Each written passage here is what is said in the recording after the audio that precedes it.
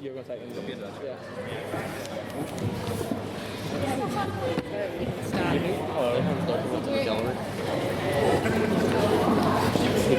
Phantom of the Opera. It was a lifelong dream as we realised. Okay, hello. Can you all hear me? Yeah? Okay. This is slightly more awkward. So, welcome to Literific v Lossock. I hope you all enjoyed this debate and welcome. We're excited to have you. We have a few announcements. So a few announcements first. So our internal meeting was this Tuesday and we have come up with 11 debates after 3.5 hours of debating which debates we were going to debate about next semester. We've come up with 11 topics, so keep an eye out on Facebook, the Literific, to see what the topics are. Secondly, next week's debate is this house would unionise Santa's elves. So serious topic. We will be across the road in the Senate chamber, so straight through the Lanyon, turn right, and you'll see this obnoxious looking sign outside the Senate room. And I think that's about it. We're going to skip over the minutes from last week, but I would like to show hands if we can pass the minutes from last week just to sort of save time in this week's debate. So, thank you. The minutes are passed. Now it's time for private members' business. So for those of you who haven't been before, this is a chance for... There's an echo in this room.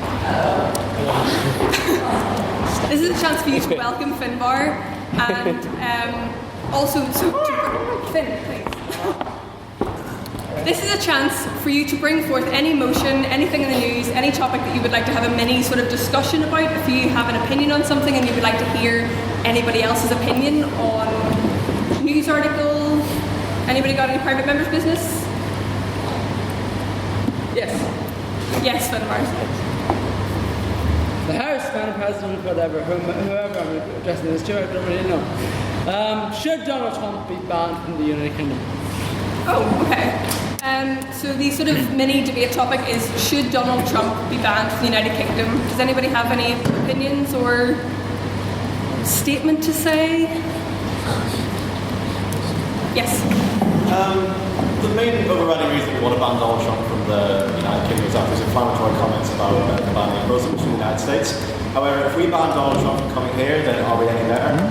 It's definitely not on the same scale. We're banning Donald Trump based on his personal opinions, whereas he's making a blanket statement. On that point, sir. You may sit down. On that point, sir. On that point. Sit down. Shame. Resign. Sit down. Shame, resign. Sit down. Sit down. Thank you, sir. Whereas he's making a blanket statement about the entire religion, whereas would we be any better for denying his platform of freedom of speech? On that point, sir. Very well. Right. Now, Muslims, fine. I would trust them to go to the shops. But Donald Trump, I would not. Because he would just get distracted by the shiny things he encountered on the way there. As the rappers are twirls. Thank you. Does anybody Muslims are better than Finbar, please. Does anybody have a response to Donald Trump being distracted by shiny things? No, I think we'll move on from private members' business just to get on to the main topic of this evening. I wonder why. I think I'd like to welcome you to join me to invite Professor Colin Harvey as our guest chair for this evening. I'll just explain the rules and then would you like to give a few contextualise the motion for us? So the rules of tonight's debate are each speaker will have 5 minutes to speak. The first and last minute are protected, which will be signified by me ringing the bell. So during the middle 3 minutes of a speech, you can stand up and say, on that point, sir, on that point, ma'am, and interject with a brief point of information. Please be aware that when you're asking a point of information, it is eating into the speaker's time. So keep them short and sweet. So if you ask a question, please leave an appropriate amount of time, probably 10-20 seconds before you or somebody else asks a question, or you'll hear shouts of no barracking from everybody in the audience. So keep questions brief and please be polite and respectful, and one at a time, please, for speakers. So after all of the speakers have concluded, we're going to do something that's a bit different for the Literific. So we're going to have a back and forth between the speakers. So each speaker will get a chance to ask a question to the other side or direct it to a specific person. So we'll go proposition, opposition, and you can put your question to that side. And then after that we're going to have questions and answers from the audience to the speakers. I think that's about it. So first of all, we're going to have a vote based on your personal opinion. So the motion tonight is this House would repeal the Human Rights Act 1998.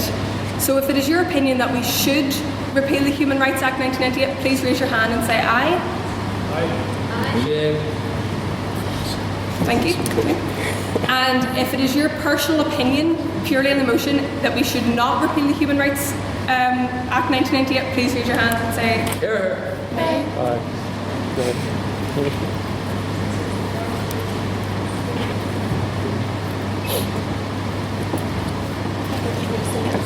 And for those of you who would like to abstain, so to learn a bit more about the motion. Jammy. Okay, thank you very much. And we'll come back to vote at the end. So I'd like to invite Professor Colin Harvey to come and say a few words. Yes, you can sit.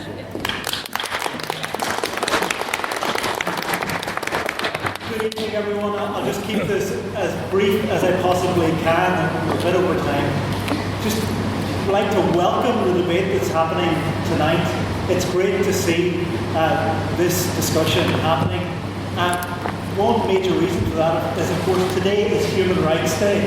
And speaking earlier about what you should say at Human Rights Day, we wish people a happy Human Rights Day, but it is Human Rights Day today when we recall and remember the adoption of the Universal Declaration of Human Rights 1948 on this day.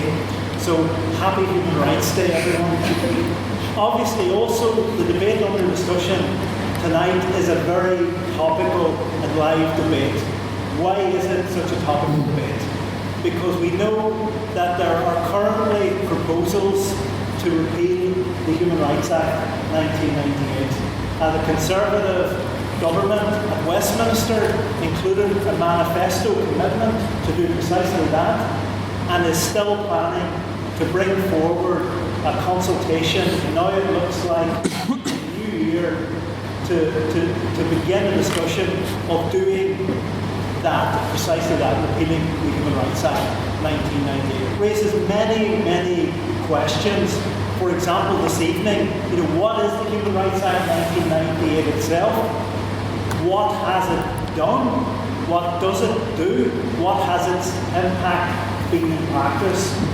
Why are there those out there now who would like to see the repeal of the Human Rights Act? What reasons are they giving for repealing the legislation? Are you persuaded by those reasons?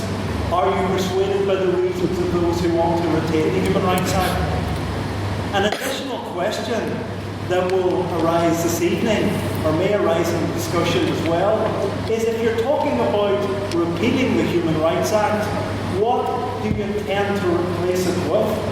Are you simply going to repeal it and leave nothing else there? Or are you going to repeal it and replace it with something else? And I think in the context of the conversation this evening, it's worth bearing in mind that we're having this discussion in Belfast, and there has been, of course, a Northern Ireland Bill of Rights process where the Human Rights Act has featured in that discussion, and many of you will know there were proposals in Northern Ireland to build on the Human Rights Act, retain the Act and build on it. So all of those issues will be in the air and in the discussion this evening.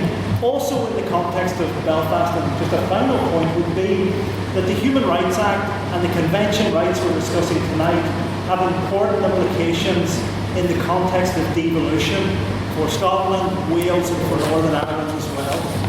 And as we know, for example, particularly in relation to Scotland, the Scottish Government has taken a very clear position in relation to that proposal. So we must bear in mind when we talk about retaining or repealing the Act the implications of some of that for the devolved setting, and also the views that have been expressed in the devolved context. So really, this is a really wonderful occasion, right? It's a great debate to be having today in Human Rights Day. I'm really, really privileged to be here tonight to listen to this discussion, and I'm really looking forward to hearing what both teams come up with. So thank you all very much.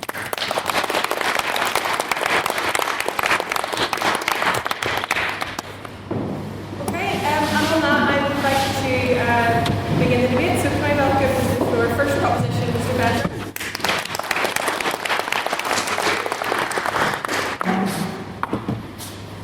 Good evening. Well, first of all, thanks for having the Queen's Law Society along. It's quite exciting to be here. But it's also exciting to be speaking on this motion. It's a great motion that we've had brought before us. It's an important motion. But what is the motion?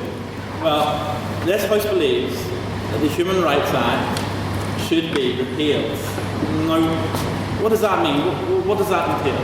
What argument will we bring? Well, let me tell you, this House should repeal the Human Rights Act. This House must repeal the Human Rights Act. Now, you will not hear one person from the opposition nor for the proposition. I'll come forward today and will tell you that rights are about. Rights are fundamental.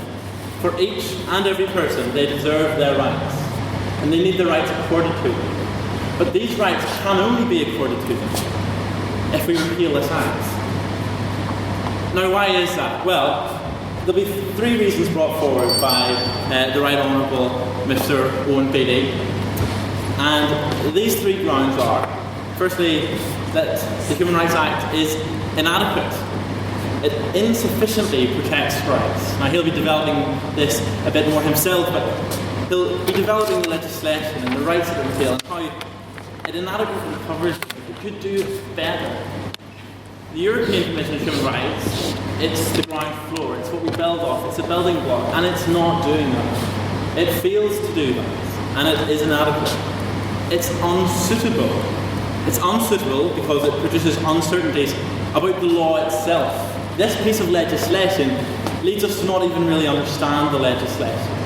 We've got judicial activism, judicial deference, no one's quite sure which we uphold. We have got a history of human rights coming forward in the court. Does it apply, does it not? We don't quite know. We submit the legislation to Strasbourg and they're uncertain on the rulings. On that point, sir, Please. you talk of judicial activism and judicial deference. In what way is that any different to any other domain of our common law? Very much so, and I appreciate the question. And how is it different to any other area of common law? Well, because these are human rights, as I said. Now, if you bear with me on this point, if we consider an area like contract law, for example, and let's say, for example, there's a contract which contains ambiguous terminology in it, and this act goes towards the Supreme Court, and within the Supreme Court, different judges take different approaches. Their approach will stem from precedent and from statute, and they will be bounded by this. This is the binding area of the law. There are also persuasive policy arguments, but they're not binding on the court. But when we bring forward human rights, these are areas which are unclarified. Now, when a judge looks at it, this leads to their own clarification, not their interpretation of statute or precedents, but it's their interpretation of a human right. Listen to how that sounds, their interpretation of a human right. These are fundamental rights, and merely how they interpret it? No, it's outrageous. Well, how do we amend this error? Repeal. Repeal. Sir. Please.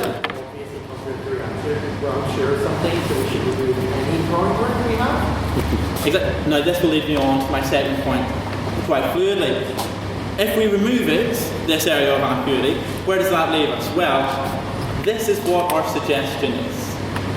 We suggest a constitutionalised version of the human rights. Now, we're not saying a new British constitution, we're not saying some form of elaborate American ethics doctrine.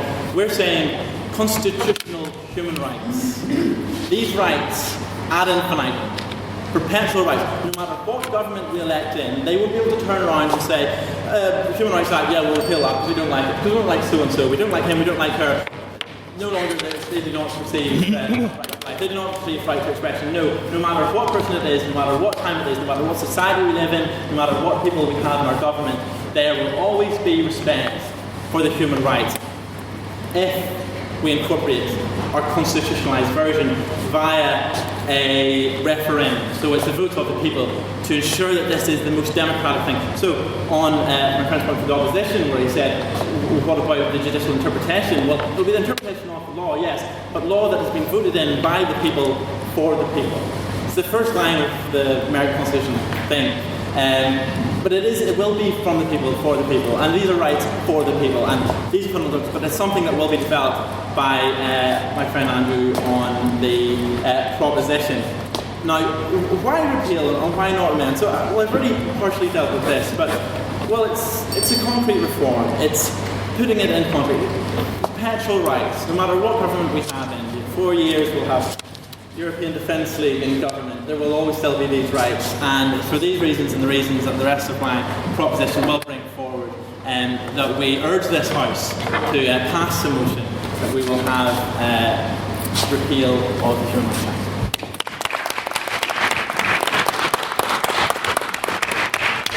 Thank you very much. And I would like to welcome the first speaker for the opposition, is Hillary.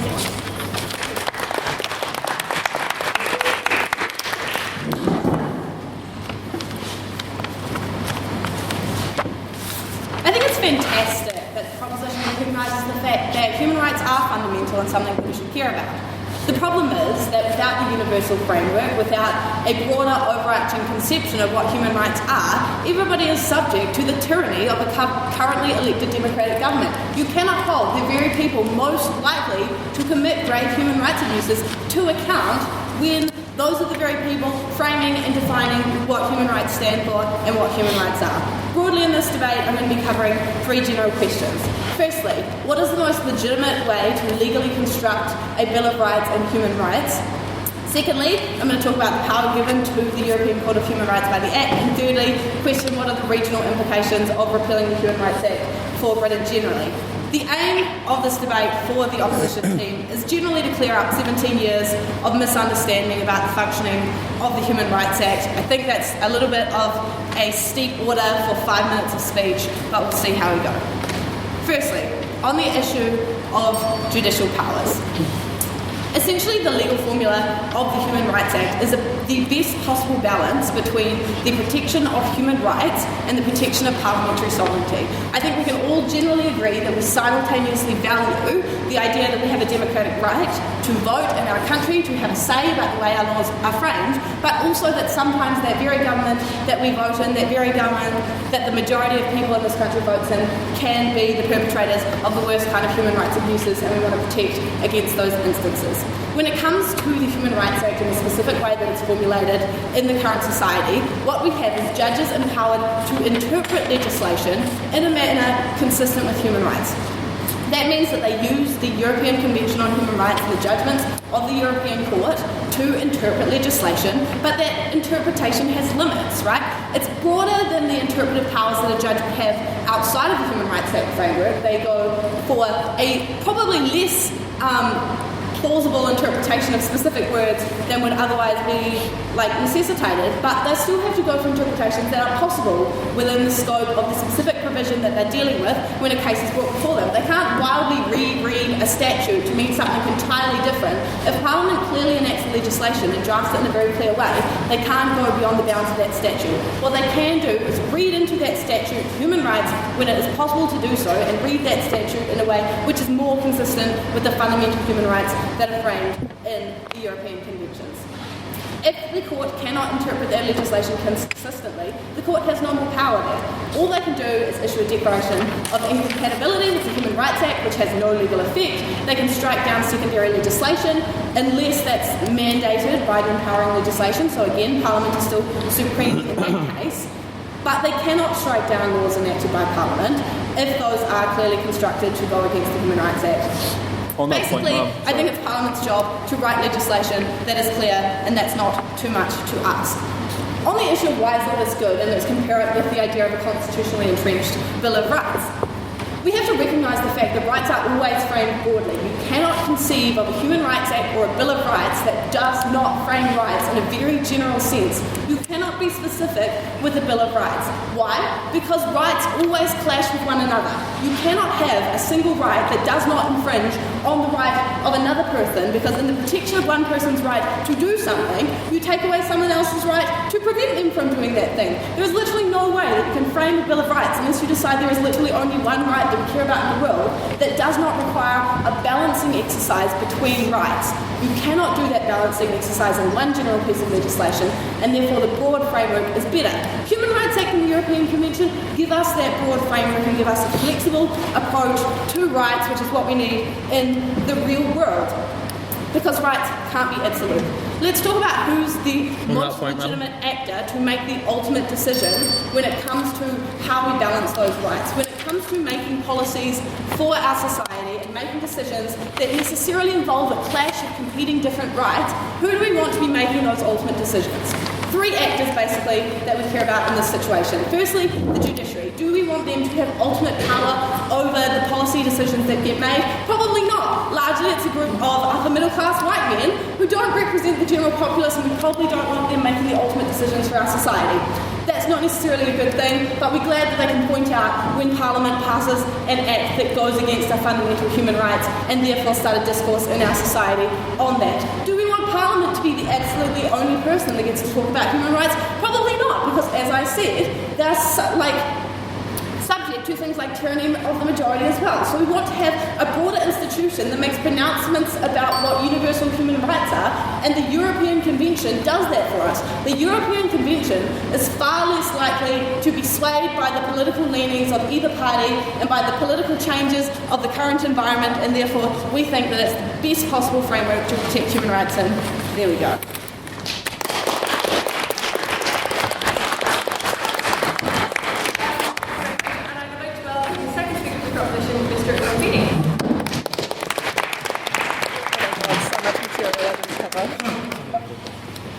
Firstly, I will touch on the ineffectiveness of the Human Rights Act to protect rights. The Article 10 of the European Convention on Human Rights, and similarly Schedule 1 of the Human Rights Act, provides for this freedom of expression. I advocate that the protection of this right under the current Human Rights Act system is not effective in comparison to other jurisdictions, for example, America. In our jurisdiction, we have grounds outlined in our legislation that show that we have responsibility for our acts of freedom of speech, Article 10.2 of the Human Rights Act. However, if we look at here in the UK, we can see that in 2009, Geert Wilders, an elected Dutch politician, an anti-Islamist, who made a film outlining his thesis, was invited here to the United Kingdom to the House of Lords. Our Home Secretary felt that he posed a genuine, present and sufficiently serious threat to one of the most fundamental interests of society. Freedom of speech. What freedom of speech? The Human Rights Act does not protect freedom of speech. Surely this needs to be addressed.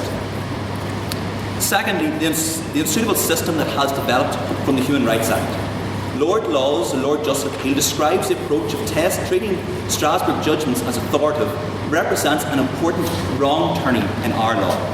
In almost 60 years, we have witnessed an institution that has been possibly a model for other jurisdictions to develop now was defined as a mission creep. As former Lord Chancellor Chris Grayling put it, the European Court of Justice has moved a long way from its founders' principles. Third, even allowing for necessary changes over the decades, the ECHR has used its living instrument doctrine to expand convention rights into areas and certainly go beyond what the framers of the convention had in mind when they signed up to it. The Strasbourg Court's mission creep and the requirement of Section 2.1 states that domestic courts must take into account Strasbourg's judgment. And in my view, this is the most troubling part of this legislation. At present, we the people of the UK are watching the unravelling of the autonomy and sovereignty of our judicial institutions. Can we really allow this to happen, considering that Britain has been hailed for centuries as the cornerstone of judicial prowess? In 2012, the blocking of deportation of radical cleric Abu Qatada from UK to Jordan, Strasbourg decided if Qatada were to be deported, it would be in breach of his Article 6 rights. an Islamic cleric accused of terrorism in Jordan who resisted deportation for 8 years at the cost of £1.7 million. The British state cannot control its own terrorists, so to speak, On that point? criminals, or anybody within its own borders. In 2013, Vinter in the UK case ruled that the whole life tariffs breaches human rights under Article 3, effectively a life sentence. Can the Human Rights Act even protect our society when we're not even allowed to impose by our own judiciary life sentences? Can it protect us from monstrous murderers or serial killers or any On that parasites? point, sir, yes. In 2012, in the latest rulings against the UK's blanket ban on prisoners having the vote, illustrating the Hurston UK case, Strasbourg continued to encroach and trespass upon the sovereignty of the British legal system, which is all made possible by the Human Rights Act.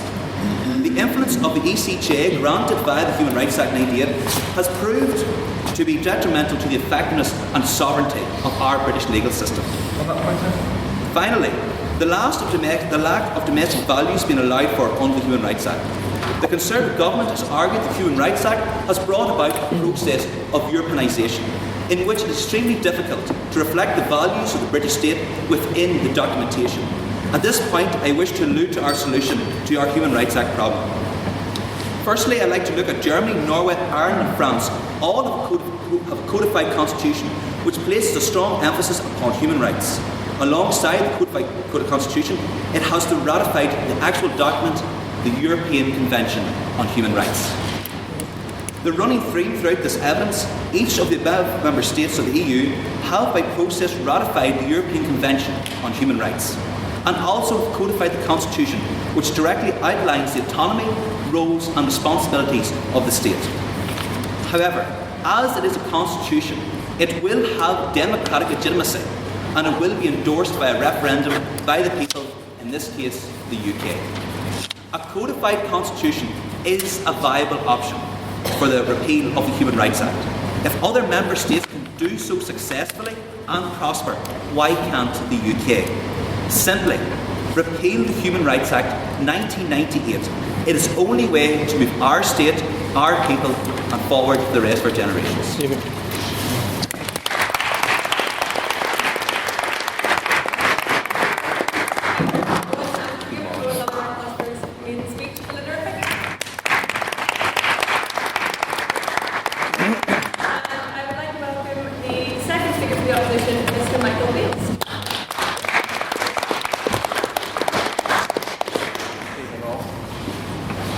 As the court highlighted in Ireland versus the United Kingdom from 1978, a case concerning the 5 techniques of illegal torture and interrogation methods deployed by the British military in Northern Ireland against citizens of the Republic.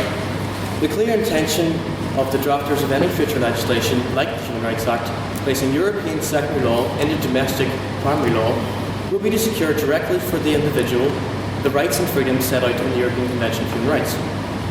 Domestic law, that is, our law passed by our Parliament, must give full effect to the Convention or to honour the multiple treaty obligations that the United Kingdom has agreed to as part of its Council of Europe ratification, as well as EU membership. In Germany, the ECHR even has equivalent status to domestic law, and in Austria it is now enshrined in the Constitution, of which we lack a codified version of in the UK. Legal certainty and international and European supranational norms to which our nation is subject would be egregiously violated by an abolition of the Human Rights Act. Above all, it is far more practical for a UK citizen, who is also an EU citizen, to seek redress of their human rights violations in our own domestic courts, rather than resort to the time-consuming and outrageously costly and impractical burdens of pursuing litigation in Strasbourg. And it's because of the Human Rights Act that we can do this and plead these human rights in our own courts. The Convention has made a substantial contribution to the law of European countries and international law in general. In addition to the main well-established article rights such as the right to life, freedom from torture, freedom of conscience, and private family life, etc., additional protocols provide for vital guarantees against state injustice.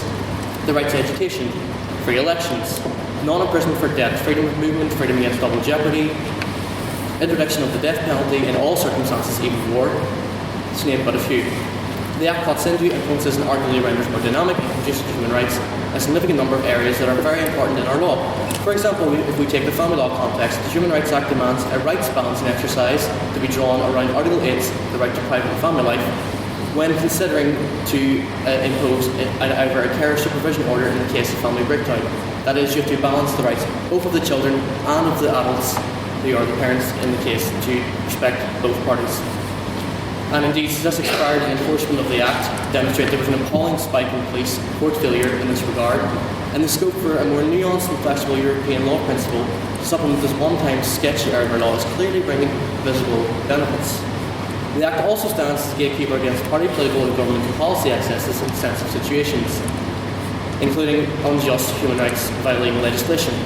In A versus Secretary of the Home Department in 2004, the House of Lords held that the sweeping powers of indefinite detention of foreign prisoners in Belmarsh under the Anti-Terrorism Crime Security Act in the wake of 9/11, when Western governments saw fit to ride roughshod over the basic concept of habeas corpus for expedient political capital, was incompatible under Section 3 of the Human Rights Act with Article 5, which guarantees the right to liberty and security.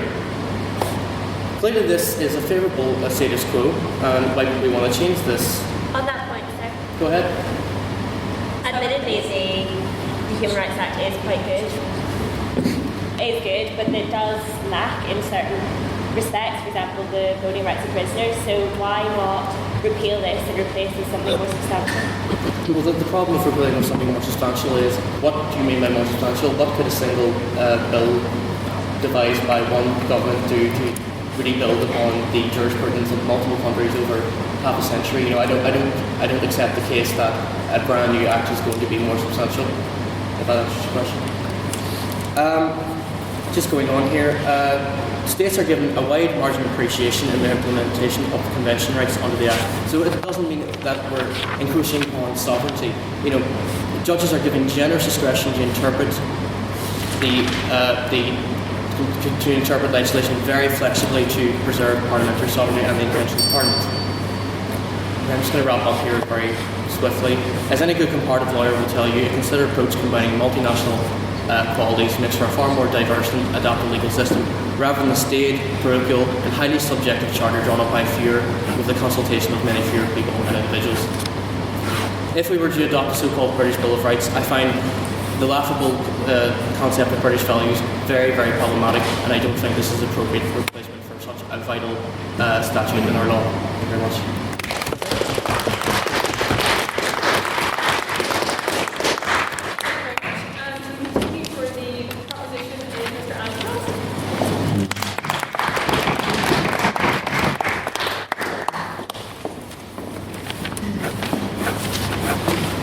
I am here to ask you to think of a system that is far more substantial than that with which we currently work. The current importance of human rights in our society and across the world. In the UK, we hold all of our human rights within an act that could be repealed at any moment. And why should we not repeal it when we've got a plan to move forward, as opposed to leave it sitting vulnerable? Because the Act is not entrenched, and because it is passed in the same way as every other piece of legislation that dictates how you use the road, we need something that is more substantial for something that is more fundamental, such as human rights. The Act allows repeal at the whim of government, such as dictated under Article 1, Section 4. The Secretary of State may repeal such amendments, may make such amendments to this Act as he considers appropriate. This could see the protection of human rights disappear in a day. On that point, sir? I think the case law might disagree with you slightly on that. In Faubourn versus Sunderland City Council, the court held that certain very important significant statutes in our law, such as the Human Rights Act, are given what's called quasi-constitutional status, which means that there would need to be extreme policy considerations at play for the government to repeal such a piece of legislation. So, do you think it's really that easy to repeal at a whim? While you have raised a valid point, I would contend that should Parliament desire, this Act could be repealed. Yeah. The idea, however, of a constitutionalised and codified set of human rights stands far more firmly in society. This would mean, if introduced via referendum, getting public backing, something that is absent in the Human Rights Act, something that the public were excluded from. There would be further credibility, there would be further public support, and it would be more difficult to remove the fundamental human rights that society deserves. Why would that be the case under the British system if Parliament wants to return all the power as majority of the Parliament, just because we were a document doesn't actually mean anything? If the public are behind a set of human rights, is any straight-thinking politician going to stand up with re-election in the future and remove those rights that the public as a whole have come forward and voted for? No. We have an unsuitable system. We need only look to Norway, to Ireland, Italy, France and Germany, where human rights are embedded into the constitution of those countries. These are successful moves. They are steps forward in human rights. They are stronger, and unlike the Human Rights Act, where a mere statement of incompatibility is enough and can be seen away with under Section 19, you can push forward the legislation. Here, constitutionally, it's invalid.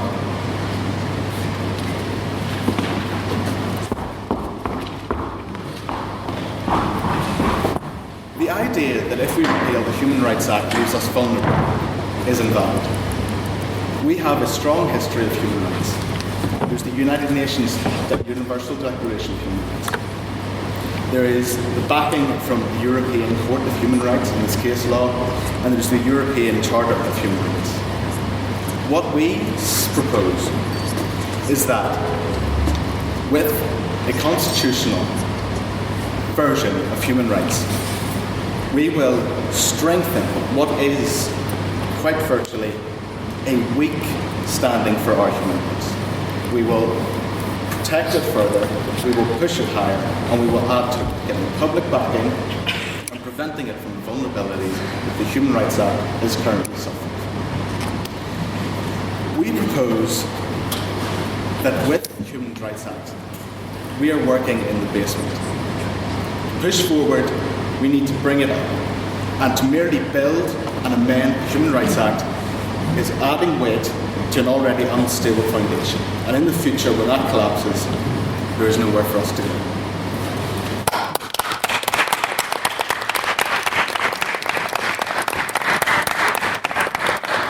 Thank you very much. And can we have another round of applause for Andy for his maiden speech?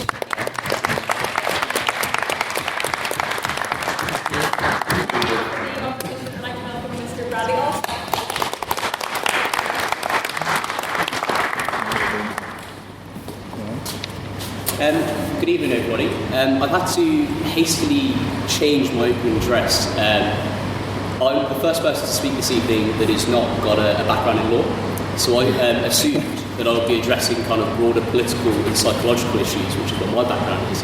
But actually that's not the case, because there's been a fundamental misunderstanding of what the Human Rights Act actually does among people that have a background in law, which has surprised me. So I'm going to have to start by clarifying exactly what it is we're debating here. The idea that the Human Rights Act, by scrapping it, would retain somehow parliamentary sovereignty and bring power back to Britain is flawed. Because one of the main effects of the Human Rights Act, what it has actually done, is allow British citizens to pursue human rights legislation through British courts. One of the biggest effects of scrapping the Human Rights Act would actually mean it would take longer and cost more money for people to be able to bring forward legislation, because they'd have to go to Strasbourg rather than being able to pursue it through high courts in Britain. Another point, sir? Yeah.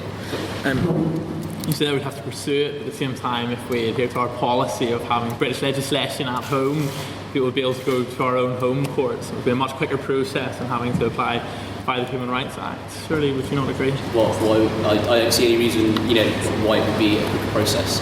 The whole reason this act was brought in the first place was to speed up the process and reduce the cost to people. And when you kind of put it in context with cuts to legal aid and potential charges for freedom of information that the government is also proposing, what you're actually kind of doing is actually disadvantaging poorer people and reducing their access to the justice system. Just also on the issue of there's kind of broader issues around kind of Euroscepticism and reduction of British power. It's important to note that this isn't actually an issue to the European Union. The European Court of Human Rights is a separate issue to the European Union, although it's often the two are conflated. And also, Britain played an integral role in founding this. Churchill was a huge supporter, because again, was more British than Churchill. British lawyers helped draft the legislation and chaired the committee. And also, the ECHR is not a foreign court; it's an international court. It's got international backing. The second point is around mission creep was alluded to earlier, and this general idea that it's a living instrument and that it's been evolved. Well, actually, that's a good thing. I think that counts in its favour. This was originally brought in the 1950s. In most European countries, it was still illegal to practice homosexuality. Well, point, sir. You're suggesting that a mission creep has been a good idea, Yes. but obviously the evidence that I provided here has suggested that we can't get rid of terrorists out of our own country because the European Court of Justice says we can't. So are you trying to tell this House that it's okay for a court to tell us that we can't actually deport a suspected terrorist from our own jurisdiction? Yes, I'll come on to that. So the idea that this has evolved and gone beyond what it was originally intended to, I think is a good thing. Would you really want a piece of legislation that addresses this fundamentalist human rights to remain the same for 60 odd years when we've got, huge societal changes, technological changes that have come into effect? This initiative fundamentally needs to be able to evolve throughout time. The next point is that, the other point is kind of alluded to about how this legislation has been used. You can kind of, every other day, you can kind of see a headline on the Daily Mail or the Sun about prisoners using this legislation to get access to hardcore pornography, all these sorts of things. A man who was on a roof and he used the human rights legislation to be able to get a KFC delivered to him while he was in the police hostage situation. The vast majority of these are actually simply down to lazy reporting by the press. The majority of these are cases where an attempt has been made to appeal through legislation, but actually it's not even reached the court because it's been ruled out. Michael Howard, the Conservative leader in 2005, described one of the reasons he wanted to scrap the Act as down to an avalanche of political correctness. The majority of these issues, there is mechanisms in place for it not to reach the courts if it's seen as a trivial matter. It's not a case of the majority of the time, it's being used for trivial matters. That simply doesn't happen. But the question of exactly how we, bring in a new British Bill of Rights if we are scrapping the Human Rights Act, a referendum has been alluded to, but I'm actually fundamentally opposed to that idea. One of the whole points of human rights is that they're universal and they're inalienable and they're fundamental. It should not be up to a democratic decision about what human rights are. One of the whole points of having human rights is to protect minorities from the tyranny of the majority. If we allow this to go to a referendum, it fundamentally goes against the whole idea and concept of what human rights are. And if we're having a political party bring this in, I certainly don't want the current political party that's advocating it as a main policy pledge to be doing this. They should have blatant disregard for welfare provision, for privacy, and all this sort of thing. And other political parties are only going to be elected off a mandate of roughly 30 to 35% of the 60% turnout. The human rights are fundamental and universal and should not be subject to a democratic decision. Thank you.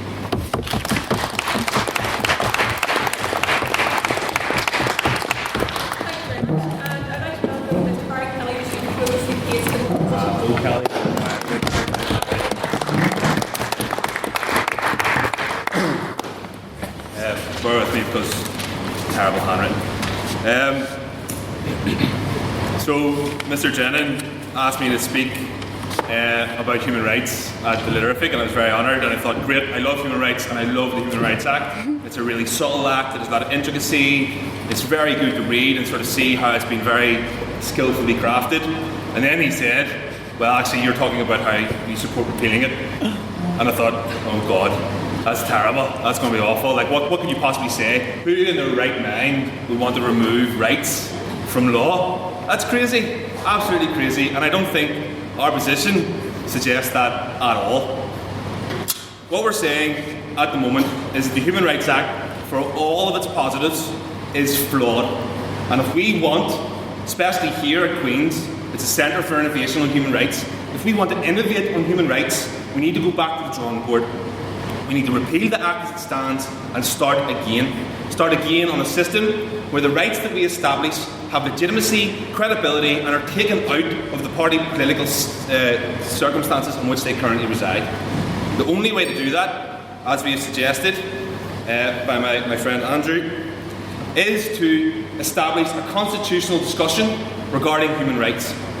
The previous speaker made a very valid point about referendums, and certainly it wouldn't just be a yes or no vote upon what rights should be in, and it certainly wouldn't be looking to allow for the oppression of minorities. Rather, the process that we would be looking to institute would be a national conversation upon rights, about what rights mean domestically for us, and that gives us ownership of what rights are.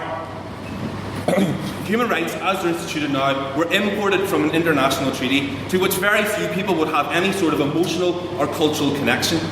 If we are able to inspire a conversation about rights, about how they affect us in our everyday lives, about what we want to see our rights being, then we're able to get rights that will ultimately be stronger. Now that is a difficult process. It is not easy at all, but other countries have managed it.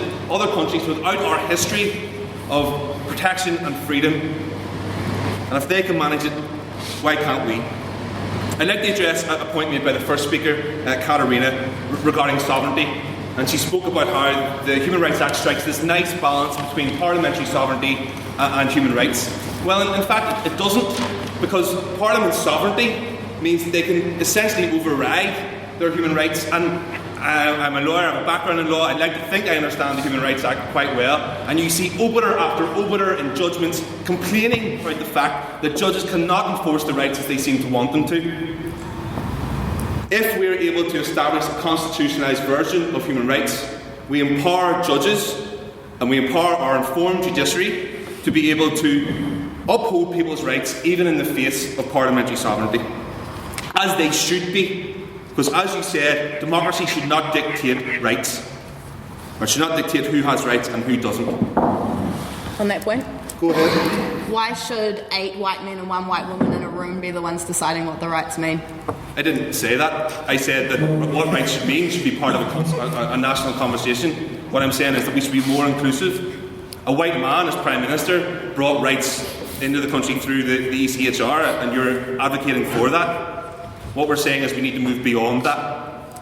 In the words of Lord Bingham, and he's probably paraphrasing this from someone else, 2009, he said, the European Convention on Human Rights is a floor and not a ceiling.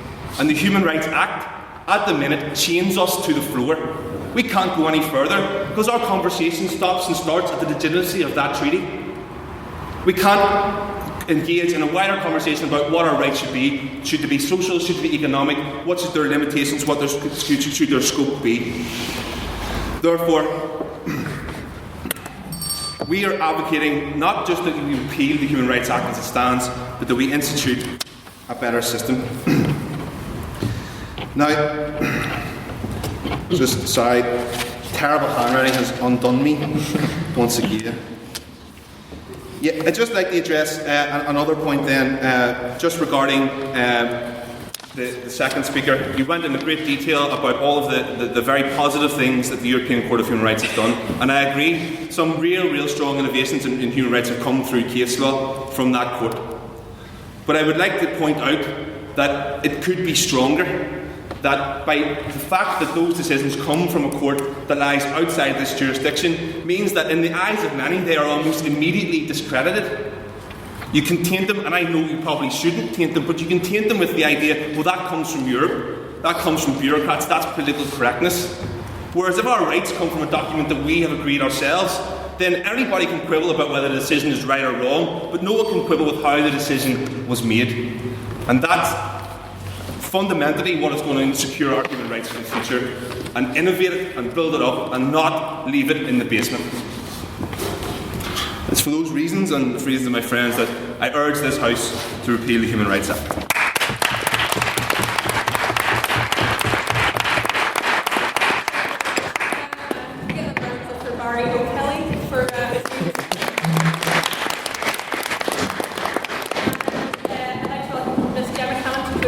debate for the opposition and the debate for this evening.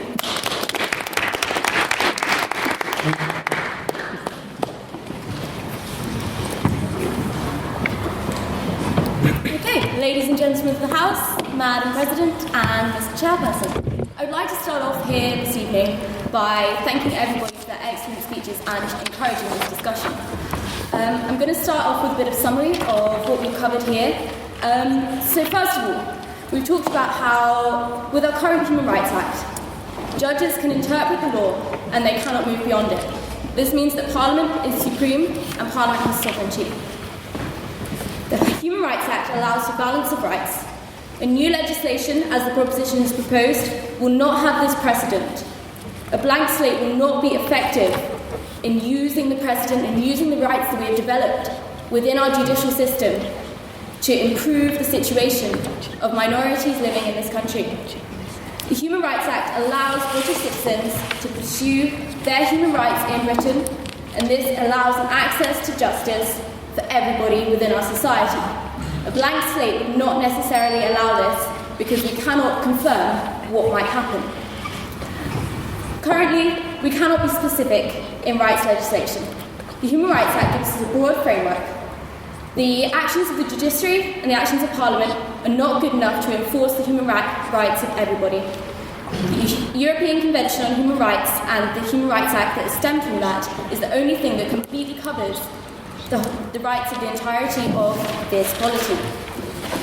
So finally, linking onto this, I'm going to move on to a little bit of rebuttal that's linked to what we've kind of summarised here. So, repealing the Act, is this not a temporary removal of rights, and therefore against any rights that we may have? Repealing the Act will lead us to a blank slate. On that point, Miss. No, thank you. And this will allow for a discussion, yes. But can we not build upon the Human Rights Act? The previous speaker has said that the Human Rights Act currently chains us to the floor. But would education and understanding of the current Human Rights Act and public backing to improve this not be better to create a conversation and to move us away from this floor? A better understanding of the myths around the European Union and around the European Convention of Human Rights and the Human Rights Act as it stands would allow us to create that conversation and allow us to create more inclusive rights for all. The embedding of the Human Rights Act within our parliamentary system and within our legislative system allows for sovereignty of Parliament over the judiciary. And this is so important in the separation of powers that we currently have. If we were to change the system and create a constitutional basis for rights, as in Germany, this would allow for the sovereignty of the judiciary over Parliament. On that point, Madam. Go on. You say it would be sovereignty of courts over Parliament, but at the same time this is courts enacting legislation which has been drafted and given genesis within the Parliament, which also stems on point. Now, obviously there was some persuasive case law that was brought forward that is periodical, but even still, like, this still could be repealed. But firstly, the first part of the question. Of course, yes. So currently, yes, all our legislation is enacted by Parliament. But there's been so much precedent and so much interpretation of words that allows for the judiciary to change our law. Who says that they can't do this with anything that you would propose? I'd like to just point out how the second speaker for the proposition did not point out at all and did not explain how Article 10 does not protect the freedom of speech. Therefore, that argument is completely invalid. In relation to Abu Hamza, in relation to Abu Hamza here, he would potentially have returned to Jordan to torture. And this is against his fundamental human rights. This is against his fundamental human rights under the Human Rights Act. On that point? No, I'm done. Currently under the Human Rights Act, everybody has rights. This is preventing anybody from being subject to the tyranny of the majority and subject to the tyranny of Parliament.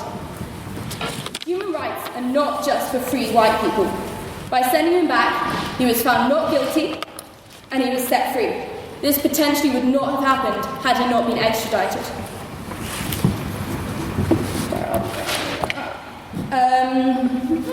Lost my space. Tyranny majority. A referendum on this would allow for the imposition of British values on our human rights. This will make human rights a privilege and not necessary. Time's up. And not necessary for everybody. And on that, I would like to conclude the debate for this evening.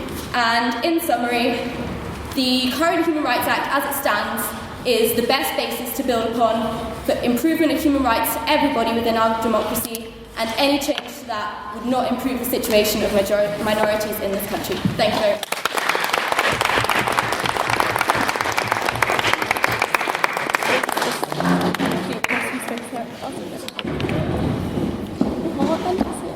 Thank you very much. Thank you for all of your speeches. I know 5 minutes is quite hard to fit in a substantial argument. So we're now going to move on to questions from the speakers. So I hope you've got a really good one for the other side. You have time to think. Don't write one, it's okay. Pardon? Sorry, I thought you were no, I was just going to say that whenever you, before you say your question, please could you say who it's directed to on the side, or if it's just a general question, and one question per speaker and one response per side, if you don't mind. So yes, Ben. Well, this is, I'm sorry, I forgot your name. Katerina, sorry. I've got to say, I was slightly disappointed with one of your questions. You said, are rights decided by one white man and one white woman? This isn't a race game we're playing here. This isn't a classicist game we're playing here. These are rights. These are fundamental rights. And I heard somebody say that, they aren't fundamental rights. Yes, they are. A lot of the rights are fundamental rights. Some of them are qualified plus because the Human Rights Act is lacking.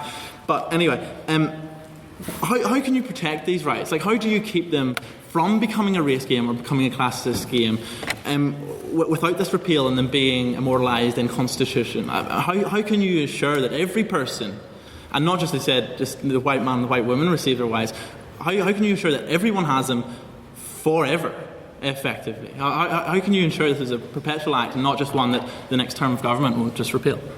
Okay, so I think the primary issue that exists when it comes to constitutionalising and entrenching bills of rights, which is the essential model that you guys have put forward, which does actually put the decisions in the hands of a group of what I said was 8 white men and 1 white woman, because that's the makeup of your Supreme Court, is that when you shift the Human Rights Act within a constitutionally entrenched framework, firstly, you make it very, very difficult to alter the conceptions and understandings of those rights, and secondly, the people who do define the understanding and conceptions of those rights are the people who sit on the bench of the Supreme Court, who are traditionally, across the board, very unrepresentative of society, very unrepresentative of race, and very unrepresentative of class. They tend to be more conservative than the general population, and the decisions that they make reflect that. When it comes to balancing rights, which are always framed generally in both entrenched bills of rights and in the Human Rights Act, it is actually a policy question about how you compare those rights against one another.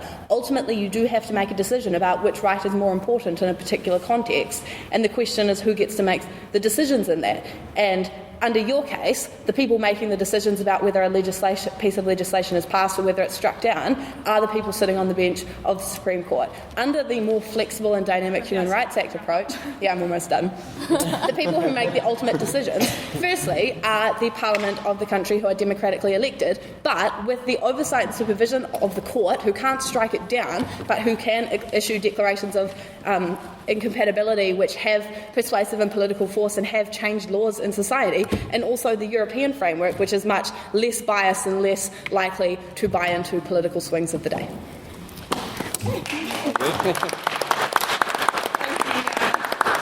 Thank you very much.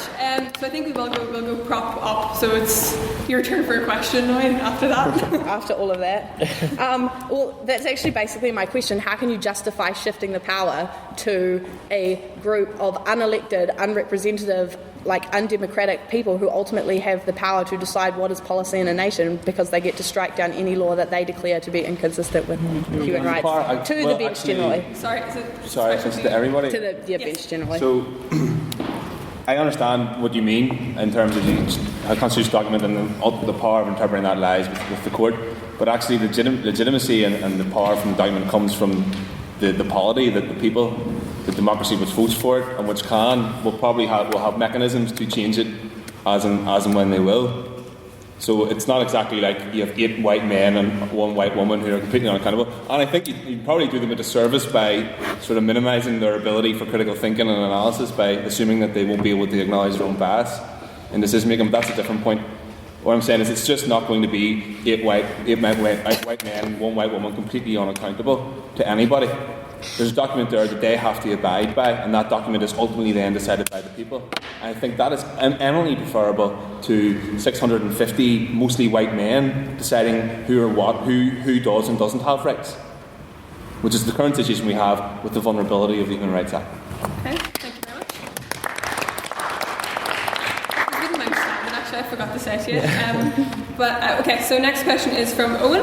Could you address it to one side or? To Michael directly. I might require some clarification on this, but you referred to torture techniques by the British government in relation to the Hood Men case, which you're referring to. Now, you have said that human rights were not protected then, and you think now that they're protected by the Human Rights Act. Now, I suggest that if you had a codification of a constitution as such, in which the document laid out the roles, responsibilities and the character and the responsibilities of the individual and the state, and of state forces in this case, would you not think that documents such as that, which would be granted via the repeal of the Human Rights Act, would actually apply for a greater protection of human rights in comparison to what you've advocated for? In short, no, but it's because generally with states, crime, state injustice, the worst actor to sort of hold the state to account is itself. I think international law plays a role in holding states to account, and when you sign up to charters such as the United Nations or to sort of human rights conventions throughout the world, not just the ECHR, you sign up to be held to account and have oversight by a larger international body of governments and of elected representatives to sit in a larger sort of supranational panel to hold you to account. Now, in that case, I don't think that a British Bill of Rights would guarantee. Constitution. Sorry, a constitution. Apologies, term of art. I don't think it would guarantee it any better, especially given that the facts of that case, it was very heavily politically suffused, and there's issues inherent in that. It's a conflict of interests. So no, I think that basically, the International Criminal Court is in The Hague. People who are convicted of war crimes on an international basis go there, and it's a neutral body. There's no bias anywhere. So no, in short, no, I don't think that's the appropriate way to deal with that sort of thing. Thank you very much. And Michael, do you have a question for a specific person? Just one generally for the entire proposition. Just sort of building on the themes, the language you've kind of used throughout all your speeches. You talk of Europeanisation, you talk of British values, and you use examples of rather extreme kind of cases that aren't very representative of, by and large, what most people who plead human rights go to court for. I mean, you use Abbey Hands and stuff like that. Do you not think that extreme cases, which obviously attract a lot of press attention, from tabloids such as the Daily Mail, do you think that they provide a kind of disproportionate justification to repeal very, very important and vital rights for the largely innocent majority? I mean, is the antipathy to the Human Rights Act not inevitably suffused with anti-European sentiment? I think, firstly, it's very important to acknowledge here that just because it has gained a huge sort of media momentum does not make the case or the contravention of the right any less. In my eyes, contravention of rights, may it be for the person on the street, or in the case that I have cited, which you have referred to, the Abbey Hands or the prisoners' rights, I think you're trying to draw a distinction between rights there, rights of victims and rights of perpetrators in this sense. I think we should treat rights completely the same, no matter who you are or where you come from. So, and to point out the media attention, obviously cases like this are going to attract media, but I do believe that if you start to go down this line of a distinguishing between rights of the more serious rights, I think that this is guaranteed by the current Human Rights Act, and the only way to overcome this is a repeal of the Human Rights Act and implementation of a British Constitution. Okay. Andrew's question? Yes? My question is for the opposition in general. Throughout the 4 speeches of the opposition, it has been implied that you are comfortable with carrying on with an act that you have impliedly suggested is flawed. how can you be comfortable with carrying on with a flawed act when it is possible to work from the ground up on an act that could be better, that could ensure the fundamental rights, and that could improve what we're currently working with? Okay, so what I would say in response to that is that our current Human Rights Act has been hugely beneficial for the ordinary person on the street. It's allowed people to be secure in the human rights that they've got and allowed everybody access to justice. The current Human Rights Act is a solid basis to build upon. It's based on the European Convention of Human Rights, and it's a solid basis. To start again from the beginning would allow for a lack of precedent and a lack of understanding about what's going on. The current Human Rights Act, if we dispel the myths around it, allows a firm basis to build upon to create better rights for everybody.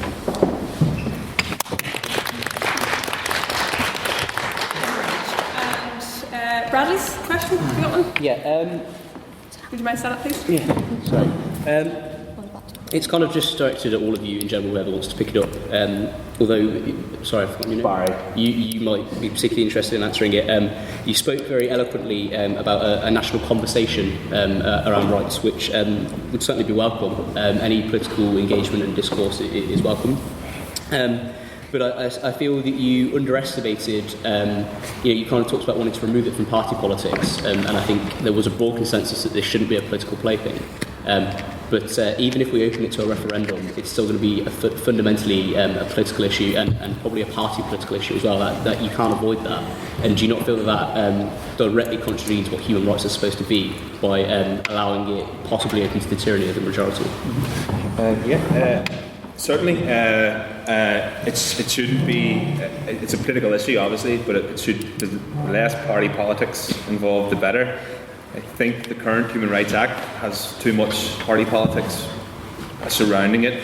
It's introduced into sort of at the honeymoon period of the Blair government, and Blair subsequently tried to probably disown it by sacking the Lord Chancellor that introduced it.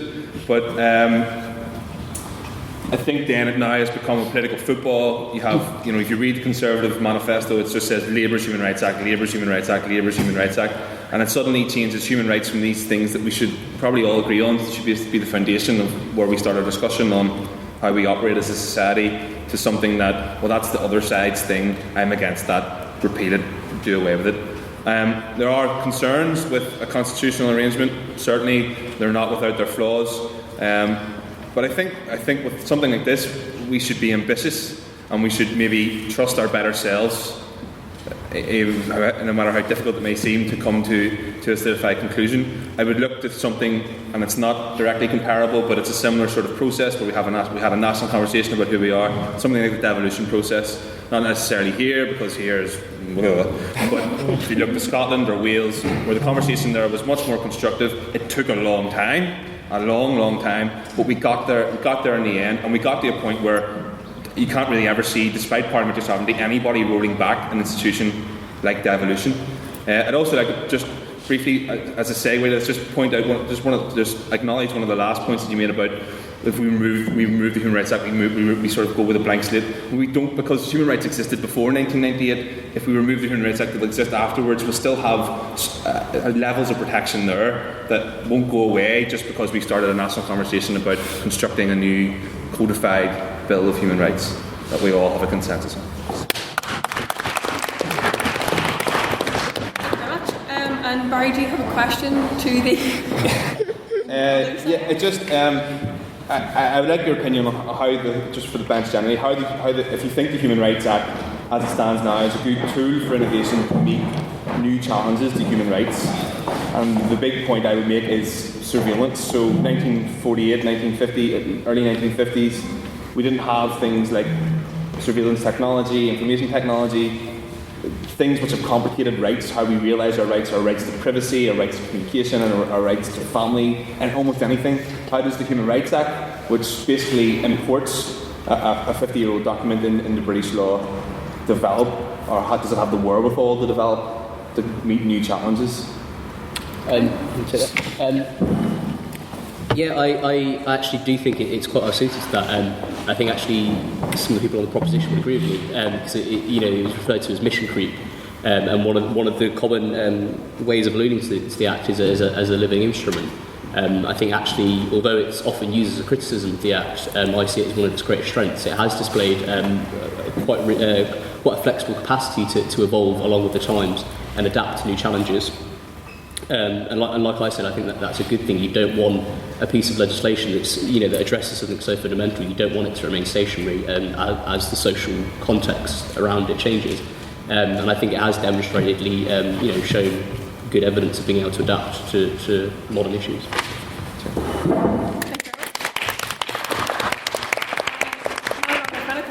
Before we go to questions from the floor. Okay, so this is an open question, so can I just get someone to please sum up in a couple of words how your constitutional rights would be something that improves upon the current Human Rights Act?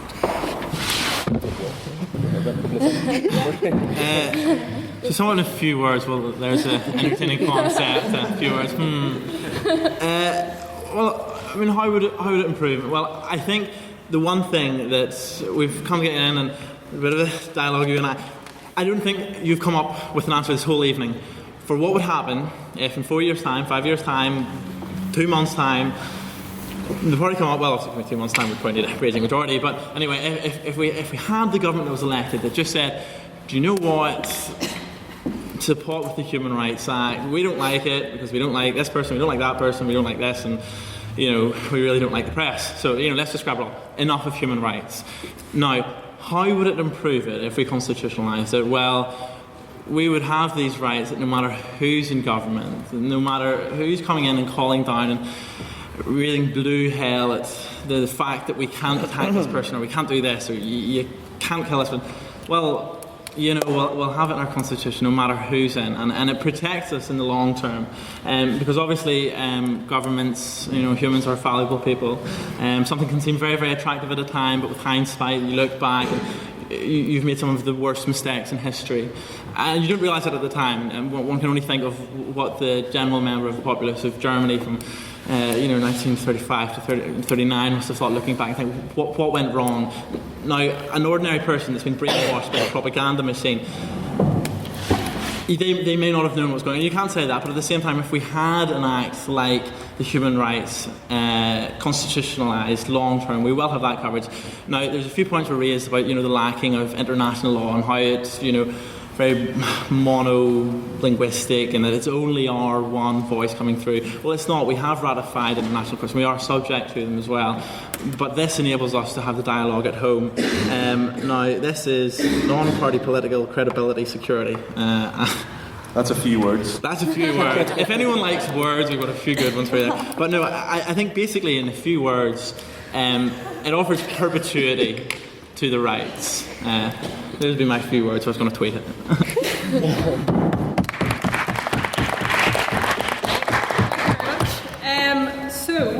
Finished our questions from the speakers. So now we're going to move on to questions from the audience. So just explain how it works. Brief questions. Stand up, state your names in minutes, please. First question will go to the proposition, then opposition, then a general point sort of on the motion or abstaining on the motion. So do you have a question for the proposition? Yes, in the front. Well, my name is Jeremy Mueller, and I just have a question. You see, the proposition essentially has talked a lot about this idea of a British conversation for British rights and essentially a British constitution. But my question is, and what I'm going to stipulate or what I'm going to suppose is that I don't believe the proposition has made the case quite clear that a British constitution is mutually inexclusive with a set of rights that would make British people and the British government in particular accountable to a larger body. So, first of all, this is the case that many other countries like Germany have a Grundgesetz, have a fundamental law, constitution, which is a fantastic idea. No one's suggesting that. But the reality remains that this does not necessarily mean that a larger framework is a bad idea. And in fact, if we look at historically, a lot of the atrocities that were committed in the Second World War, although human rights were quite a thing back then, even though the Weimar Republic did have its own set of rights, a lot of these atrocities were legal in the countries that they were committed. So if we remove this accountability to a larger body, how can you say that such atrocities would not happen, or could not happen, or that we would not have a mechanism to prevent them? Thank you very much.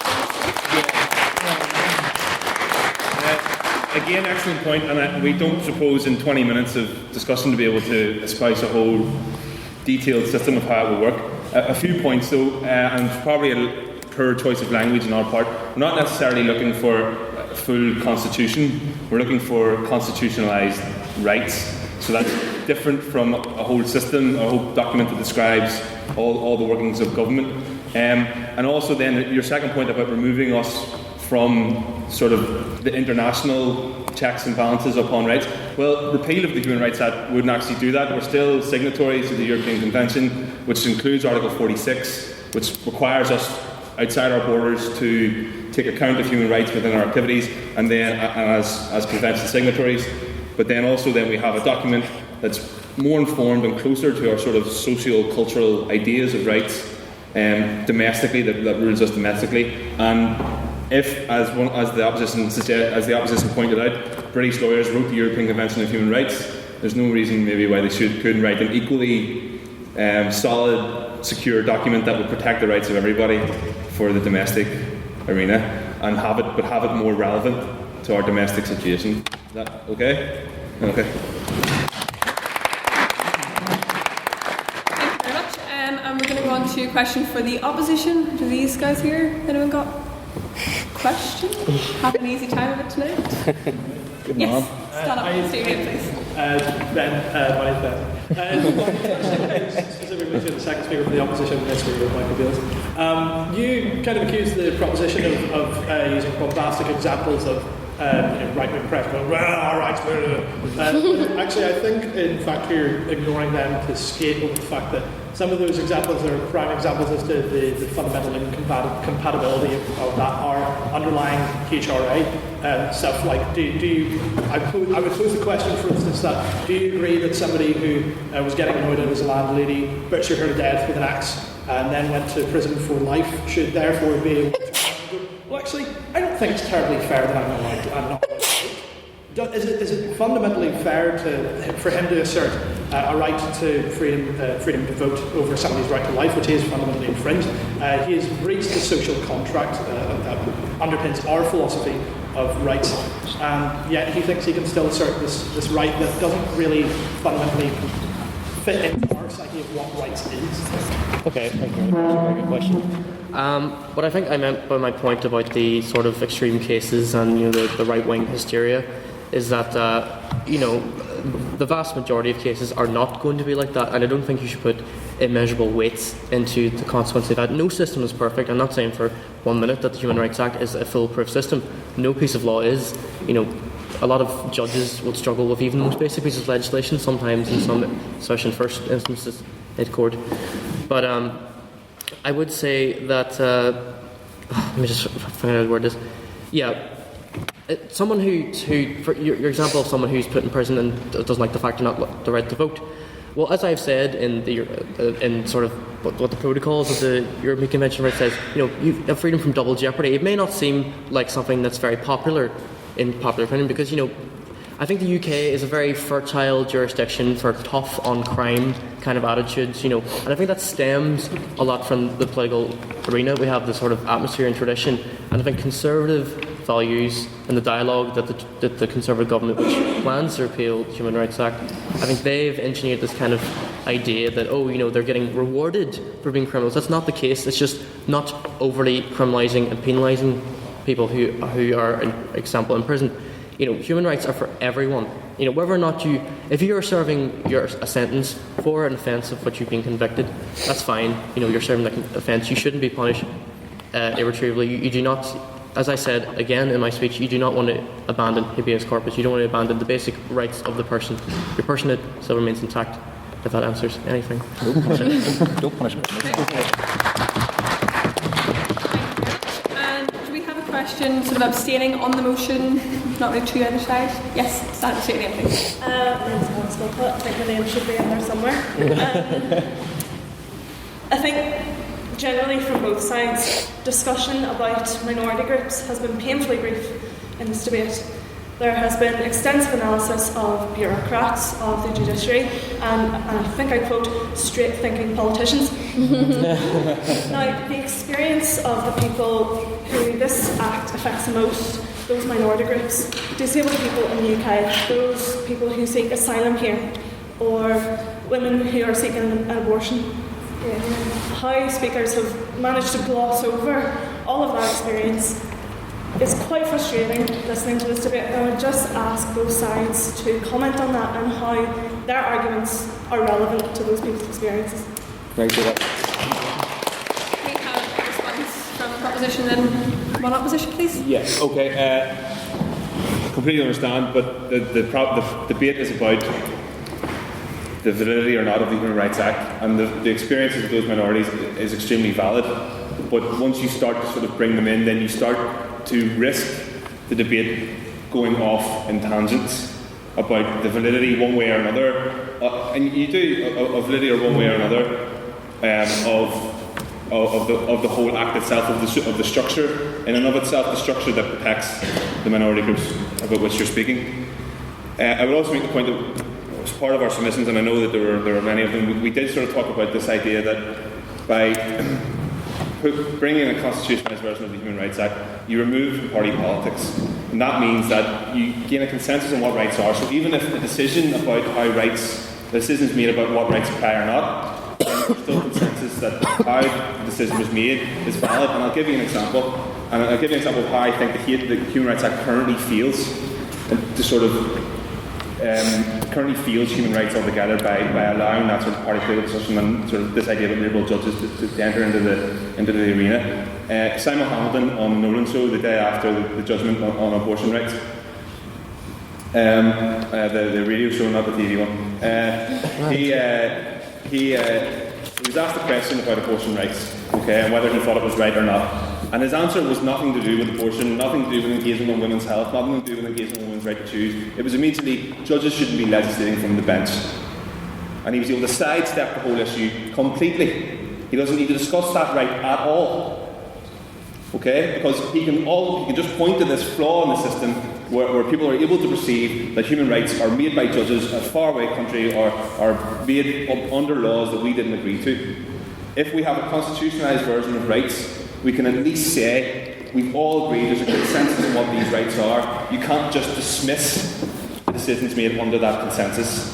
You have to engage with it. You have to take a position on it. And that's something I think the Human Rights Act currently allows for in sort of the current political debate. Right? And I apologise for not paying more attention to the actual effect of the Human Rights Act. Thank you very much.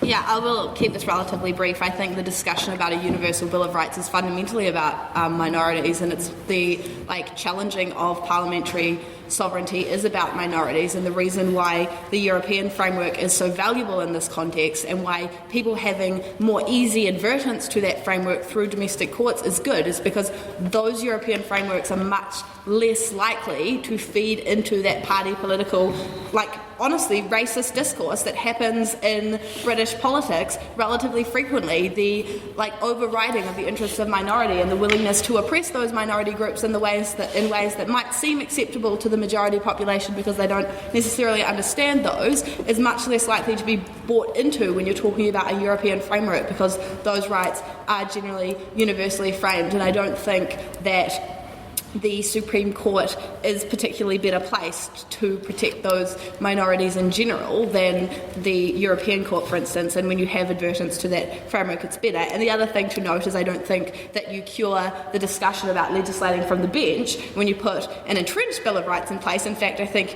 you tend to increase it. If you just look at the US example, it's really clear that the Supreme Court in that case does legislate from the bench, and that does distract from discussion about minorities, and it's much better when you talk about a more broad universal framework, and that's less likely to happen in a context where judges are as politicised as they are in a case where they're dealing with an entrenched Bill of Rights.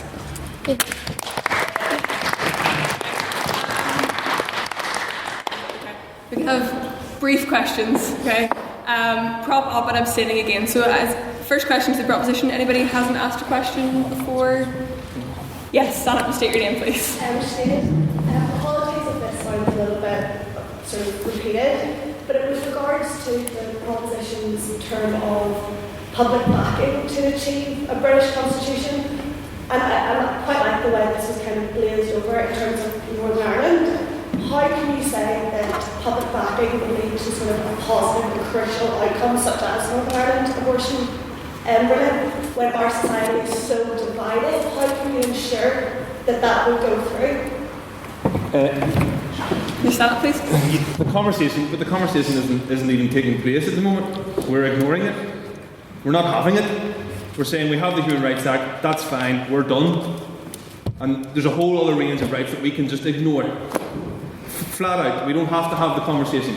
And the thing is, I know you wanted to go, necessarily you wanted to go one way or another, and it may not go your way, but at least try to have the conversation, try to force people to sit down and talk about it. Professor Harvey discussed it, sort of the thing, the stagnation of introducing human rights and a codified document about rights into Northern Ireland. And that's persisting UK-wide because politicians can hide under the cover of having a Human Rights Act, and they're not forced to actually talk about, to actually consider what people want, what rights people want to have protected. They can just say, the Human Rights Act covers us, and that's it. And then, when it doesn't cover them, they can just complain about judges far away at the European Court of Human Rights making British law and discredit that decision completely. Whereas if you bring it in, you make people talk about it, you start conversations like this, we come to an agreement, and it's a long process, wouldn't be in my lifetime, probably wouldn't be in yours. I'm probably substantially older than you are, so what I mean is it's going to take a long time. Something like devolution, these changes don't happen overnight, but we need to start with a conversation saying our rights are not sufficiently being protected at the moment. What can we do to change this? We believe it's repeal and the institution of a constitutionalised Bill of Rights.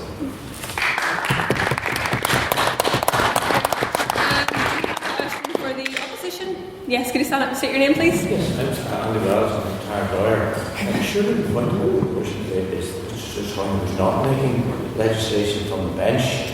He was asked to make direct declarations of incompatibility, and he then refers the matter back to the legislature. And that's precisely the point that the Human Rights Act does. It brings convention rights home. If you abolish the Act, and the motion here is quite narrow, if you abolish the Act, you're still left with convention rights. And the parties who are seeking the declaration in the abortion case would have had to exhaust their remedies domestically, go through the High Court, go to Repeal, Supreme Court, and then go to Strasbourg, which is an absurdly cumbersome route to go. What the Act does, if you repeal it, you throw it all away. What the Act does, is it allows parties here, simply in the High Court, to seek the remedy without having to go to Strasbourg. And so I think the Act has to stay.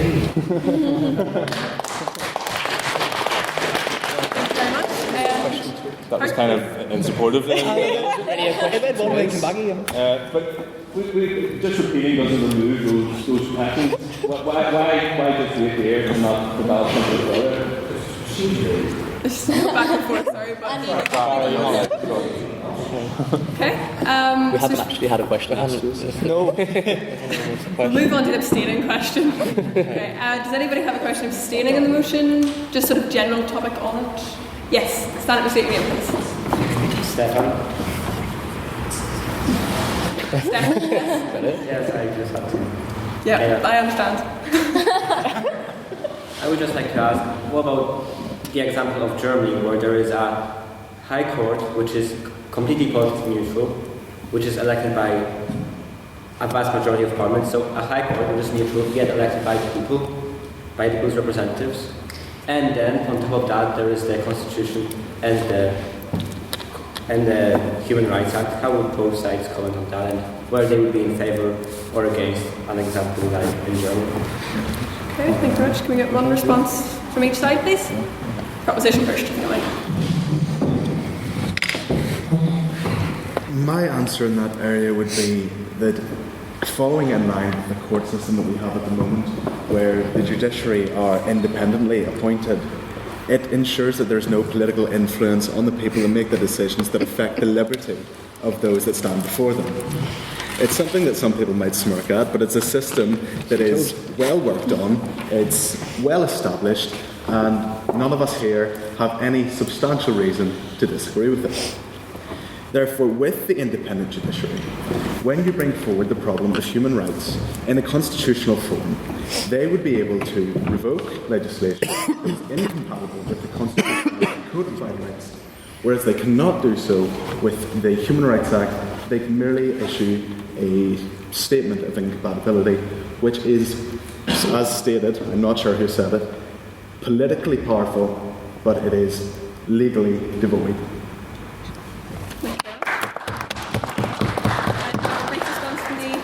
Please.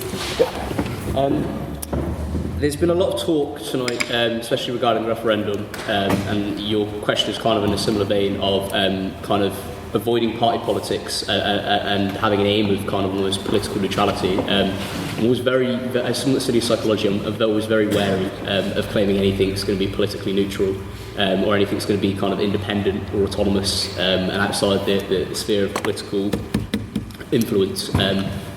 Human rights, we talked earlier about kind of vagaries surrounding human rights and conflict between different rights. I think, to be honest, it's probably going to always be like that, even if we had some kind of constitution. You're talking about how, at least people may argue with different aspects of a constitution, but at least they won't disagree with the source. But we had a referendum on our EU membership, and now there's a pretty large disagreement concerning that. I mean, when we first went into the European Union, and now we're having another one. So I guess my question around that would be, do we keep having referendums every 20 years on this constitution? Because in 20 years' time, we've got people that are voting age. They wouldn't have had a say on the constitution. Do they get to have a referendum? All that kind of stuff. Sorry, I realise I just asked them a question and I probably shouldn't have done. Yeah, no, you have the final word.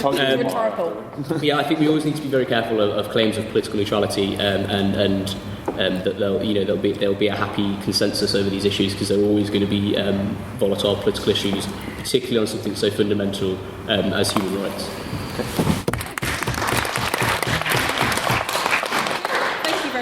And I think we'll have a vote before we ask Professor Harvey to sort of summarise the debate. So the first... Not that he knew that was going to happen. The first vote is again going to be based on your personal opinion. So we're sort of trying to say, has the debate swayed you? Has the opinion swayed?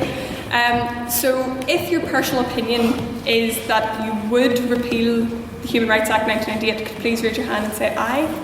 Aye. Ooh, convince yourself, guys. If in doubt. Yeah. You would go. Is that 9? 10. 10, sorry.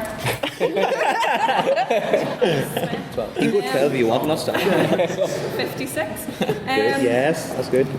And if your personal opinion is that we should not repeal the Human Rights Act, please raise your hand and say aye again. Aye. You undecided now. The Braves didn't work, obviously. It's the rules. Yep. And if you would like to abstain in the motion, haven't really been convinced, no real opinions either way. He didn't convince himself. Do you want to join our team? I think that's over here. No, I'm still not convinced. Okay, so opposition has held strong both ways. There's been an increase in 8 for opposition. So is there? Yes, 8. So you're going that way. And now for the one that I suppose we all care about, and the one that will be recorded in the Literific minutes. This vote is based on speaker ability, so I think we can waive the right to membership cards because there are guests in. So if you believe that there's proposition, opposition and abstaining, so if you believe the proposition spoke better tonight, please raise your hand and say aye. Aye. Don't worry yourself. We don't have cards. Put your hands. You don't need cards. You're sparring. You can still vote. Jeez. Yeah. And if you think the opposition... voting for us, like. Guys, please. If you think that the opposition spoke better tonight based purely on speaker ability...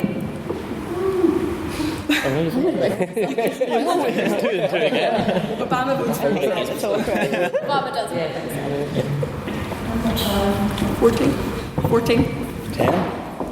And any of you, or if you think that both sides spoke equally good or equally rubbish, please raise your hand. What are you doing? Bye. There's no such thing as a tie in the debate. You voted already, right now? Okay, so before I ask Professor Harvey to sum up, I believe the proposition has won the debate this evening.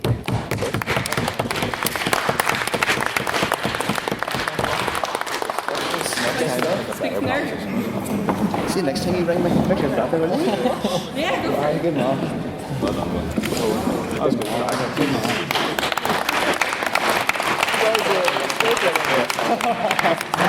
I don't believe the hype. I'm not all the way over there. Okay.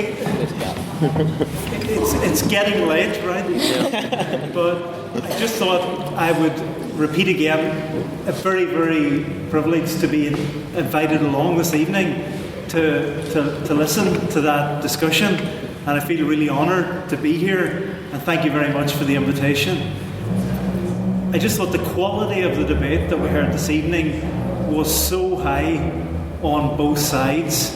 As I was coming over here before the debate, and I was thinking today about all the points that you'd like to make on both sides, they really were all raised during the discussion. So in terms of for the proposition, Ben, Owen, Andrew and Barry, could we give them a round of applause?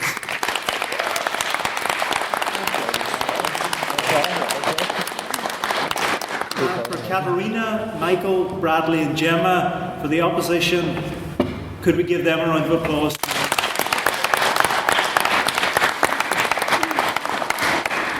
Because I think this evening we have heard a really high standard of debate.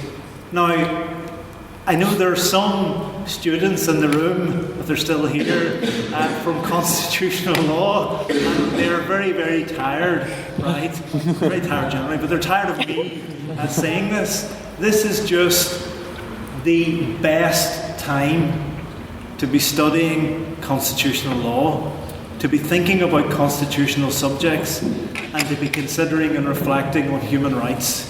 Because there really is a conversation happening, and the conversation you're happening this evening is a live one, and it's one that you get an opportunity to contribute to in the years ahead. Right? And I would very much urge you all, beyond this evening, not to leave the arguments and your views here this evening, but to carry that forward, to participate in the discussion and the things you've heard tonight. If you're persuaded, if you're unpersuaded, conversation's been used a lot. Participate in that beyond this evening. In terms of the arguments that we heard arguments, for example, for repeal. Now, I think what was really, really encouraging for me today on Human Rights Day was that what we didn't hear tonight, and why it was such a nuanced and subtle debate, we didn't hear an argument really of people saying human rights are an awful thing and we should do away with them and never hear of them again.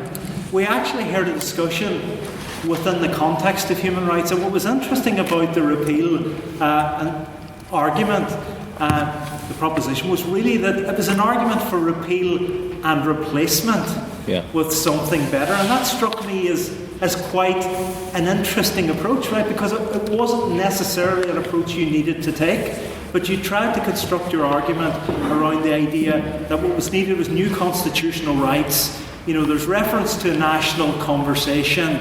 The thing that struck me there is, what does a national conversation mean in the constitutional context of the current UK, for example? A homegrown Bill of Rights came into your discussion, that the Human Rights Act was inadequate, it was not enough, it was insufficient and effective. So throughout your discussion, it wasn't human rights are an awful thing, we need to throw them away. It was Human Rights Act doesn't go far enough, was a theme that came through. However, there was a bit of a tension in your arguments, because I did notice, Owen, at various points, you made the argument that, on some of these issues like deportation, it takes away sovereignty. And I noticed there's a tension there, right, between where you would see these national constitutional rights going. There was even reference to a written constitution, and I suppose, to draw out a question from that, just to problematise some of that perhaps for further discussion, is In the context of the current UK, how would you begin that conversation? And how would you ever bring it to fruition in the context where, for example, there has been strong views stated about not repealing the current Human Rights Act? How would you even get people to participate in that constitutional conversation around a new document or new constitutional rights? It might be a very, very tricky task indeed. And therefore the question I pose to you is this.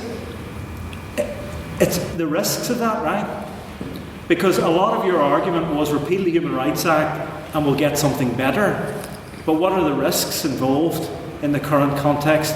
And also, what are the risks of not getting something as good as the current Human Rights Act? And is there some evidence in what's been said around the critique of the Human Rights Act that would lead us to worry that we might go backwards rather than forward? So yours was sort of optimistic take on that. And the word that should resonate today around a human rights state is everyone. And some of the conversation around the Human Rights Act begins to problematise that everyone might have these. So that was, but I thought, and some great, I thought, chained to the floor. I think I'll carry chained to the floor out from the room tonight. That I think was a great capture. It really, really well. So well done.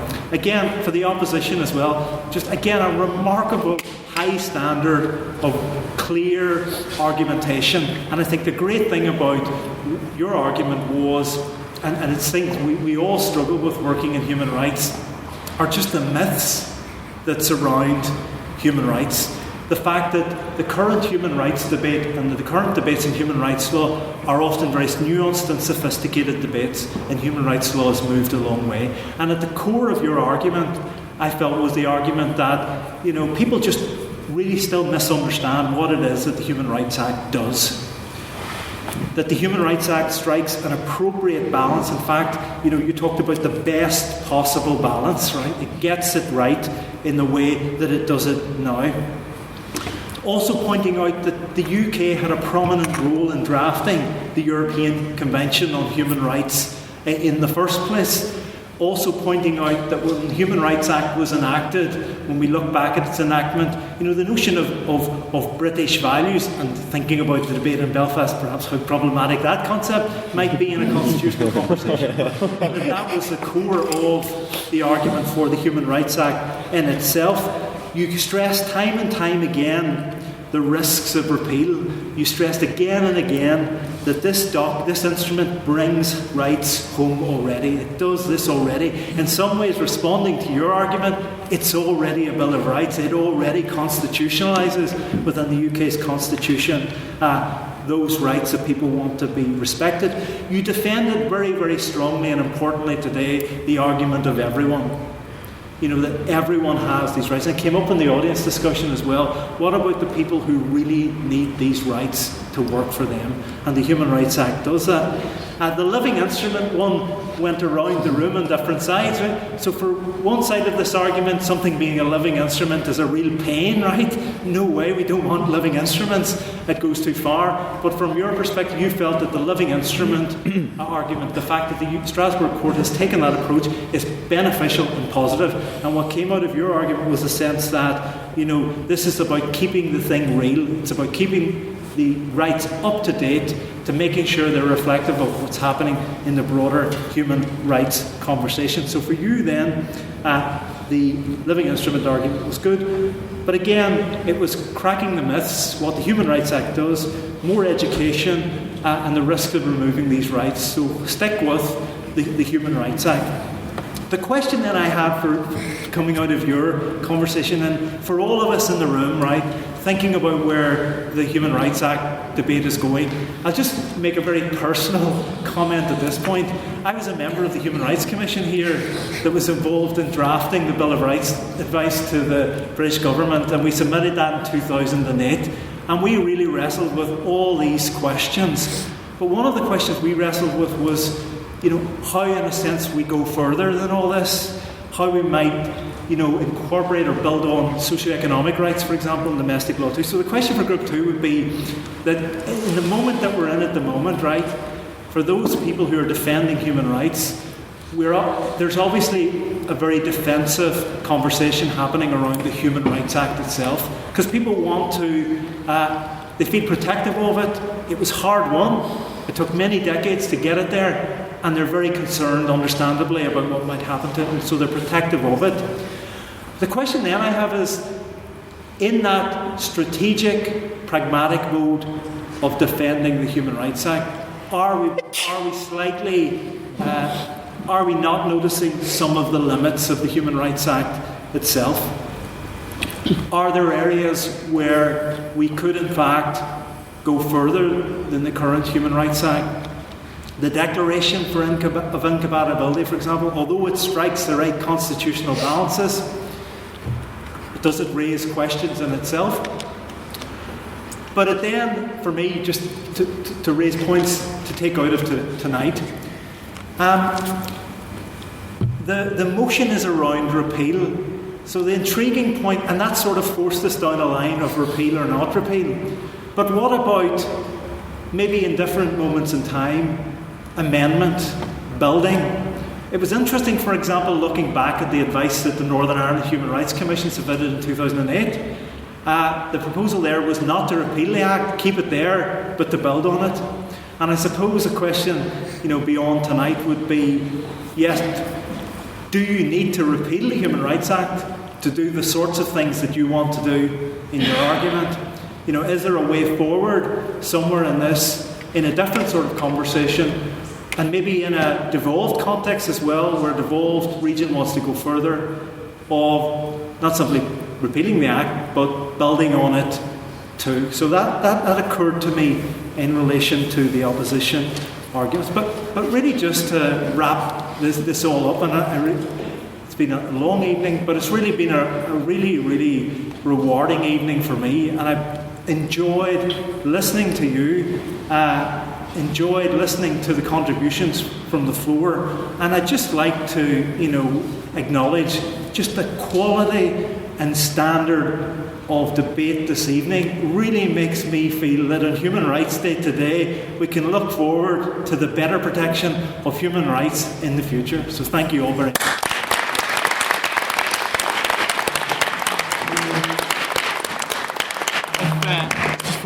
I could just say a few words again to keep everyone here even longer. During summer, Robbie came to me with the idea, and he said, "Ben, is there any chance of maybe getting a debate together?" So first of all, I'd like to extend thanks to the Literific for that. It was very long, but Rob said to me, "Look, is there anyone you know that knows a thing or two about the Human Rights Act? Maybe come along and speak." So I knew Professor Harvey, the list of publications as long as your arm, and his knowledge in the Human Rights Act seemed somewhat limitless. But I sent him an email. It was a long shot, and within the same day, Professor Harvey replied and said, "Yes, I'd be delighted to come along." So again, I'd just like to ask for one more round of applause for Professor Harvey for coming this night.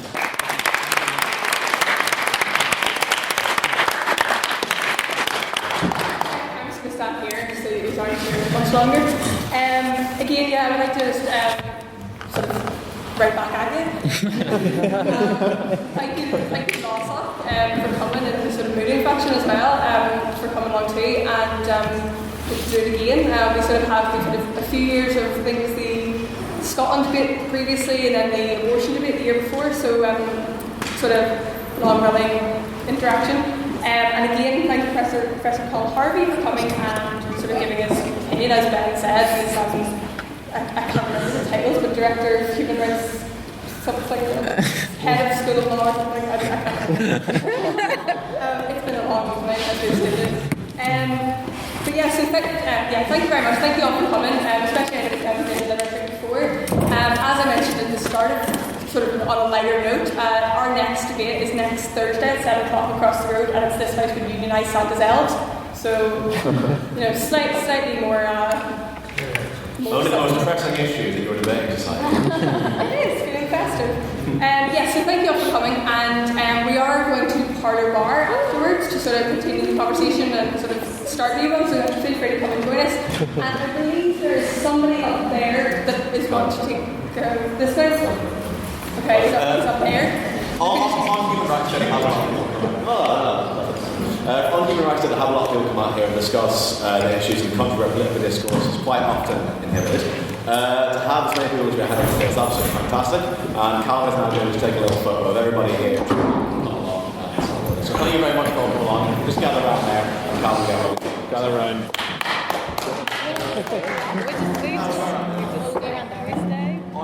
What are we doing? Wait, what? Looks like we're standing. Where do you want us?